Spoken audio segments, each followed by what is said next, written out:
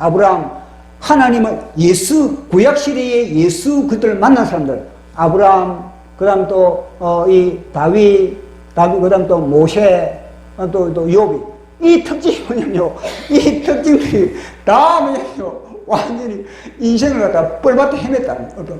얼마나 아브라함도 뭐냐. 수많은 고통을 당한 겁니다. 이 창세기 13장과 14장을 얘기하면요. 이 아브라함이 뭐냐면 다 죄로 인하여서 거의 14년 동안에 하나님과 단절되어 버린 거예요. 아니, 이스마엘 이방, 애굽의 누굽니까? 하갈을 통해서 이스마엘을 딱 낳은 이후부터요, 하나님이 뭐냐면 등을 돌리거든요. 내 너하고 말 안 한다. 내 나하고 상종 안 한다. 하나님이 무려 14년 동안에 아브라함과 대화가 없는 겁니다. 14년 동안에 아브라함은요, 인생의 공비인 인생, 헛 인생을 그저 막 다람쥐 쳇바퀴 도는 인생을 살아버린 겁니다. 왜냐? 죄로만, 죄로. 하갈을 통해서 이스마엘을 해서, 그래가지고 14년 동안에 뭐냐면, 아브라함이 얼마나 고난을 당했습니까? 맨날 집안 싸움, 맨날 뭐냐면, 하갈하고 사라하고 부부싸움, 이거 뭐냐면, 두 번째하고 첫 번째하고 이 싸움을 하니, 그 집안이 어떻게 하겠습니까? 어떤 평화가 있겠습니까?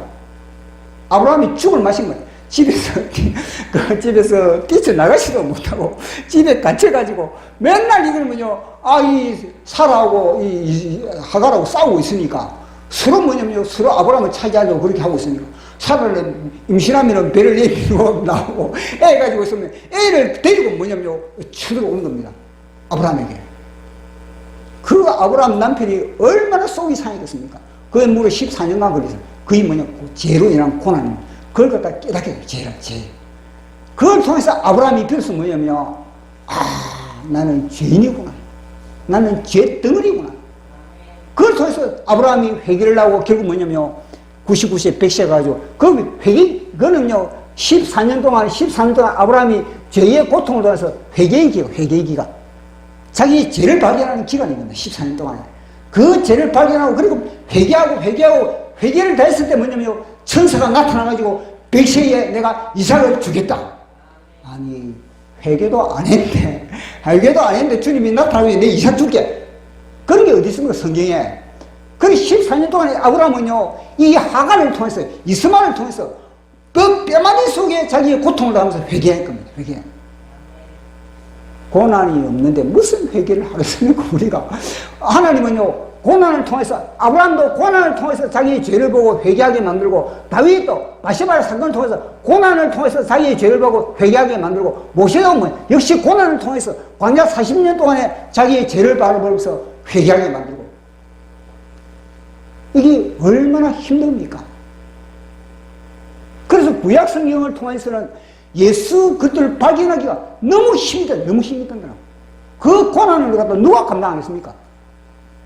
고난이 없으면 자기 죄를 모르는데 이 마귀 새끼가 철저하게 트릭을 쓰면서 위장을 하면서 자기 죄를 발견하지 못하고 다 뭐냐면 이 마귀 새끼는 남의 죄를 발견하게 만드는 겁니다. 그것이 무엇입니까? 아담이 선악과 따먹었을 때 다 뭐냐면 핑계 남의 탓, 아내의 탓, 남편은 아내 탓, 아내는 뱀의 탓. 다 뭐냐면요, 자기 죄를 발견하면서 주여 회개합니다. 이 회개를 못하지만 이 새끼는 회개를 못하면 회개가 얼마나 강력한 능력이고 권세고 하늘 문을 여는 열쇠가 뭐냐면 회개인 겁니다. 근데 마귀는 그걸 못하게 만들고 다 핑계를 저 사람 아내 남편 자식 왜냐 자기 죄를 바라보지 못하고 회개를 하지 못하지만 요 새끼가 그렇게 만들고 있는 겁니다. 그래서 사도 바울은 그걸 아는 겁니다. 야, 자기가 뭐냐면요, 구약 성경을 그렇게 능통하지만 자기도 예수를 발견하지 못했거든요. 근데 자기 보니까, 와, 인생 이거는요, 완전히 다 탕진하는구나. 그래서 사도 바울이 뭐냐면, 야, 그러면 뭐냐, 쪽집게 가위를 하자. 쪽집게 가위. 아무리 공부를 10시간 한다고 합격되는 게 아닌 겁니다. 공부를 1시간 딱 하더라도 뭐냐면 출제위원회 의도를 출제위원회 의도를 하죠. 아, 이번에 이 출제위원이 뭐냐, 요거는 요 부분에 요 출제위원이 낸다. 그러면요, 그 사람은요, 공부 딱 1시간만 딱 집중을 해도 않습니까? 딱 합격하는 겁니다. 그러나 출제위원회 의도를 모르는 사람들은 출제위원회 의도를 모르고 그저 무조건 외우면 되는 줄 알고 책상에 앉아가지고 아침부터 저녁까지 공부한다고 그렇게 하는 사람들은요, 그 사람들은 시간은 시간대로 소진되고, 그리고 문제는 문제대로 가지고 딱 막상 받아보면요, 보기는 본 것 같은데 답이 안 보인다, 답이 안 보여, 이렇게 돼버립니다. 그러나 출제위원회 의도, 출제위원회 생각, 출제위원회 관심에 집중한 사람은 뭐냐면요, 딱 앉아보자 웃음. 자신, 이미 내가 너 머릿속에 들어가 있었다. 그래, 내가 이미 너 머릿속에 들어가 있었다 하면 시간이 남아도록 합니다. 1번에 2번, 3번에 2번. 시간이 남아도록 한다니까요. 그 경지에까지 간 사람이 누구냐? 사도 바울입니다. 신앙의 경지에까지 간 사람은 사도 바울입니다. 그래서 우리에게 뭐냐면 쪽지게 가위를 해주고 있는 거예요. 그 쪽지게 가위가 뭐냐? 오직 예수 그리스도와 그의 십자가에 못 박힌 것. 이 쪽지교환. 그것이 누구냐? 정광훈 목사님입니다.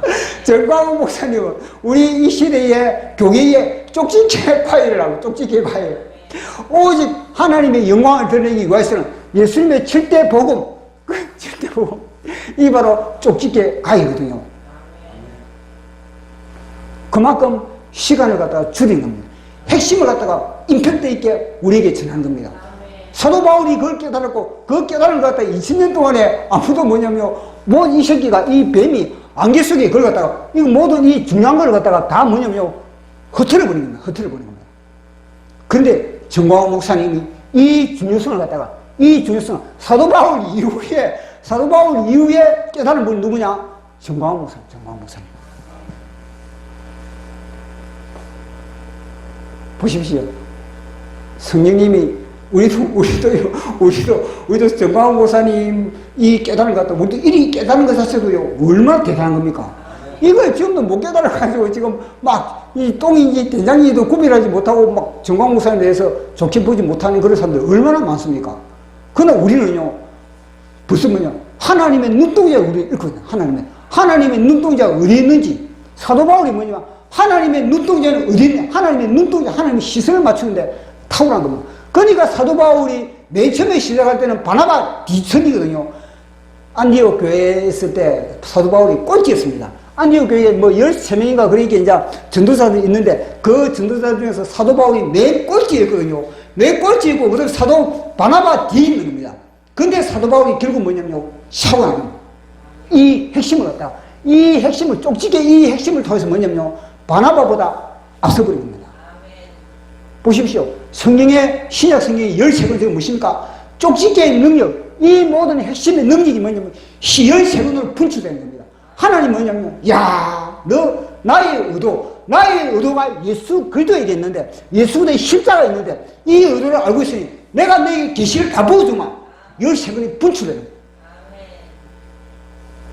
사도 바울보다 더 일찍이 제자가 된 사람들은, 뭐냐면요, 사도 바울보다 더 계시의 능력이 부족한 겁니다. 그래서 예수님이 13개의 계시를 갖다가 사도 바울에게 다 근데 부순 겁니다. 탁월하지 않습니까, 사도 바울이?